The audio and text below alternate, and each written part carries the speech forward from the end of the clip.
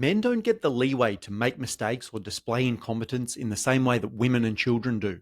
And that's why many men fall into the trap of aiming for perfection or trying to avoid all mistakes. Trying to avoid all mistakes is like learning to fight without getting hit. You'll never be ready when it counts. See, I've managed hundreds of traders, and the fastest learners were never the ones that played it safe. The fast learners actually tried to make mistakes so they could feel out where the edges were and where the opportunities were. Meanwhile, the cautious traders slowly failed themselves out of the game, still making mistakes, just never the productive kind. They quietly failed themselves out the back door, and nobody even noticed. Look, the trade-off is simple. You either make controlled mistakes to learn your way forward, or you try and avoid mistakes and slowly fade away into failure.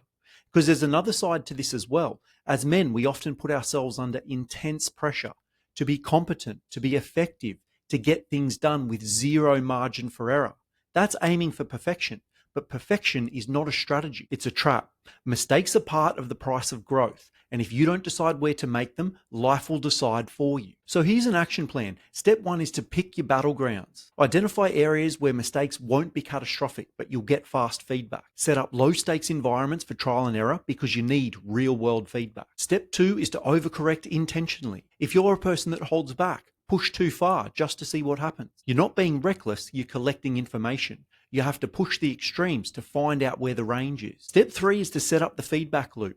The faster you can get feedback from your actions, the faster you can adjust. Prioritize environment with quick results. And step 4 is to detach emotionally. This one's big. Mistakes don't mean anything about you. They're not personal. The more emotional distance that you have, the faster you'll grow. Look, all of this doesn't mean being reckless. Strategic mistakes still require judgment, but trying to protect your ego or your image, that's exactly how you stay stuck. See, most men don't fail from recklessness. They fail from caution and inaction. Mistakes are how men sharpen their edge, if you're deliberate about it. So where have you been too cautious and slowly failed at establishing a new skill? And where have you kickstarted progress by intentionally pushing the extremes in a calibrated way?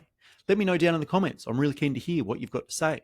And remember, you can only be in one place at a time. So every day you're making trade-offs. The only question is, are you choosing your own, or are you just accepting what you're being given? Thanks for watching.